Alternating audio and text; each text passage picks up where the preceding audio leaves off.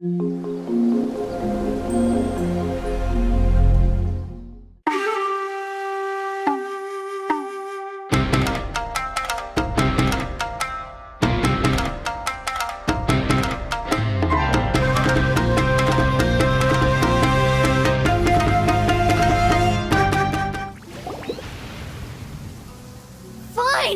you're back!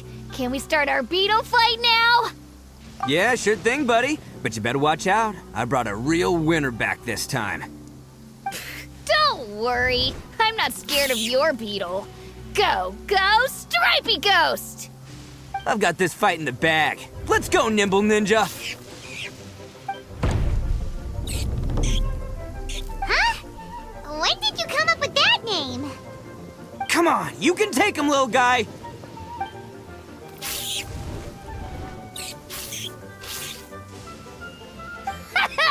That's right! Finish it!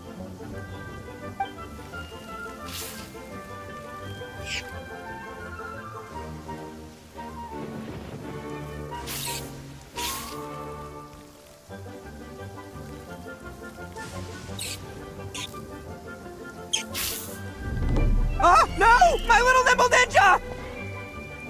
Ha! Looks like I win again! Dang it! Oh, it's my 7th loss in a row.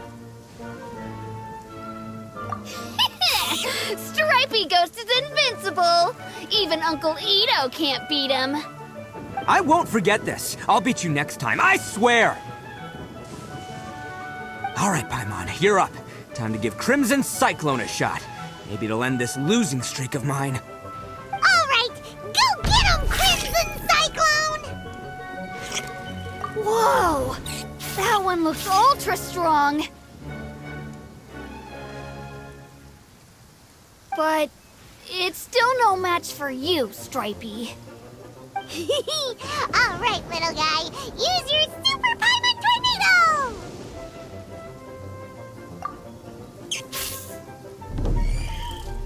No, I can't believe it. I lost. Yay! We won! Ha! Paimon knew Crimson Cyclone would be the best! Boy, did that one put up a fight. Woo! It wiped the floor with Stripey Ghost. I know a real beetle trainer when I see one. Way to kick some beetle butt, partner. See? Paimon's got real talent! Of course, Crimson Cyclone has to take some of the credit, too. Oh, right.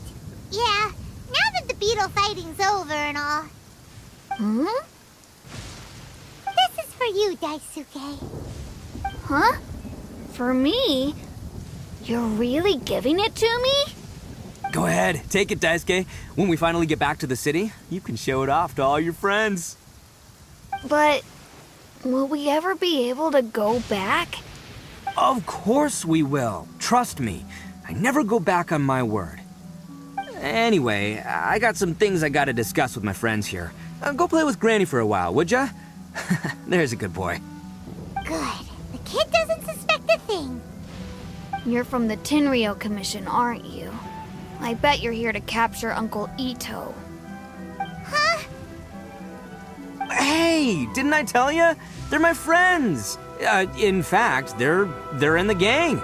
We're practically family. That's not true. I already know everyone in your little gang, but I've never seen these two before. Uncle Ito didn't do anything wrong. Don't take him away. And not only did he not do anything wrong, he also saved my life. He's not a bad guy.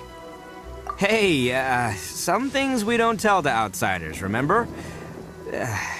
How should I explain? I'm a real lousy liar. Ito, sometimes you need to just say what you have to say. Don't worry about us. I guess. Thanks, Granny. Seems I can't hide it anymore. Come with me. I'll explain everything.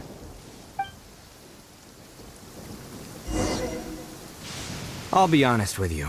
This thing the Tenryou Commission is investigating, with someone going around taking people and their possessions, it wasn't me. Any of it. I have my own reasons for lying about it, and I really didn't want to get innocent people caught up in this while I'm still trying to solve the real problem here. I'm the same as you. I just want to avoid conflict at all costs. But it's just not worth it if someone gets hurt. So why in the world would you say that you were the culprit? Well, maybe you don't know because you're Outlanders, but it all started a long, long time ago with the story of the Crimson Oni and the Blue Oni. Hold on a second. If you're talking about that fairy tale, we've heard that one already. Oh, so you already know. Well, that makes things a whole lot easier. So, is the story from the fairy tale really true? Everything about the fate of the Oni is true. The Blue Oni chose exile, and the Crimson Oni stayed behind. But the other details aren't historically accurate. Fairy tales are nice stories, but there's something they leave out. It's a little thing called the cold, hard truth. The Inazuma of long ago was a dangerous place. If you wanted the Raiden Shogun's protection, you had to have a good relationship with the humans. The Oni are a proud kind, so it wasn't easy for them to ask others for acceptance. Over time, the Oni eventually split into two factions. The Crimson Oni were friendly with the humans, but the Blue Oni, they were more stubborn and insisted on keeping to their own. Paimon thought you were two different species. So really, you're all one family? Yep, that's right. There's no real difference between us. We just paint our horns different colors to show which side we belong to. Because humans were still wary of Oni at the time. The Crimson Oni always hoped to find a way to live in peace with the humans, but the Blue Oni kept clashing with them. Humans didn't see a difference between Crimson and Blue Oni. All they knew was that Oni were hard to get along with. If things were to continue that way, the Oni were never gonna get along with humans. And so, the most revered leaders of the Crimson and Blue Oni decided to resolve it once and for all. Over drinks, they swore an oath. The Blue Oni would play the role of evil Oni to help the Crimson Oni integrate into human society. But the Blue Oni's leader gave two conditions. Huh? What were they? First, the Oni must abandon any prejudice they held against humanity. Every Oni was to accept humans in their heart before the humans accepted them. Oni were not to use their strength to mistreat humans, but were also not to stand for mistreatment against themselves. Second, the Crimson Oni were to integrate with human society, but not by trying to please the humans. The Oni were to embrace their own honest characters, their surging tempers, and their awesome strength to win respect from the humans. In other words, they were to carry on the Oni bloodline while also protecting our Oni pride. After choosing exile, the number of Blue Oni began to dwindle, until eventually, they disappeared altogether. Since I first heard the story of the Blue and Crimson Oni as a kid, I've heard it countless times in my life. Not once did I ever imagine that the Blue Oni clan had actually survived. So you're saying the real culprit was a descendant of the Blue Oni? That's right. Most people don't pay attention to the color of an Oni's horns. They probably don't even know that Blue Oni exist. But nothing gets by the Arataki gang. At the scene of the crime, they saw an Oni with different color horns than mine. Still, it'd be strange if the culprit really was a descendant of the Blue Oni. I can't bring myself to accept it. Exactly. They would give up their life before abandoning their pride. I've always respected the Blue Oni for the sacrifice they made. And I know the aspirations my ancestors had for the future of all Oni. Our pride does not allow for any wrongdoing. You don't steal from other people. You don't harm other people, period. My guess is that the Blue Oni was tricked or forced into it somehow. But I don't have any evidence.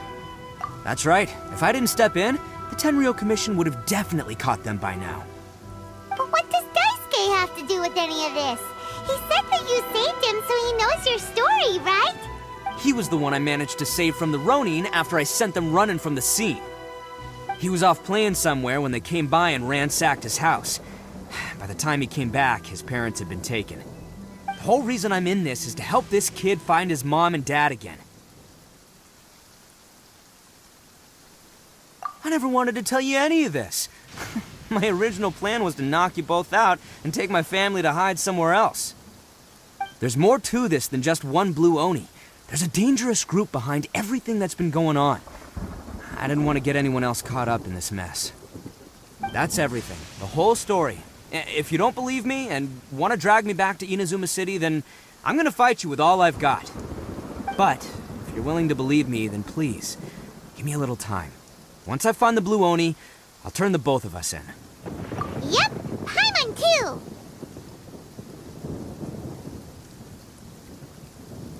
Just treat it like we're here to keep an eye on you. So, you... all right. I knew you'd be reasonable. I knew it. I was thinking right from the start. These two... Don't even think about getting in the way next time. Although, if you wanted to make yourself more useful, you could try wearing something a little more fun and festive, or pretend to be a ghost to entertain the kids. You know, liven up the atmosphere. I can't just... Yoimiya, they've already run off. Huh? Hey!